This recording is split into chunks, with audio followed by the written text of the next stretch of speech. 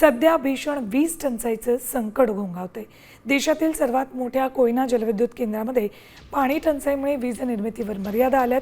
सध्या कोयना धरणात 16 टीएमसी साठा शिल्लक आहे, त्यामुळे प्रकल्पाचे एकूण 4 पैकी 3 केंद्र बंद होण्याच्या मार्गावर आहेत। अपडेट्स घेऊयात आमचे प्रतिनिधी संभाजी थोरात यांच्याकडून। संभाजी, वीज निर्मिती बंद होईल की काय अशी शक्यता सध्या दिसते, कारण कोयना धरणामध्ये कमी पाणी आहे। खरं तर गेल्या जो उन्हाळी पाऊस होतो तो पाऊस यावर्षी अजिबातच झालेला नाही कोयनेच्या पाणलोट क्षेत्रात। त्यामुळं कोयनेच्या पाणी पातळीत खूप मोठ्या प्रमाणात घट झालेली आहे आणि त्यामुळं कदाचित या वीज टंचाईला राज्याला सामोरं जावं लागू शकतं। आता फक्त 16 टीएमसी पाणी शिल्लक आहे आणि करायची झाल्या तर कृष्णा लवादाकडे।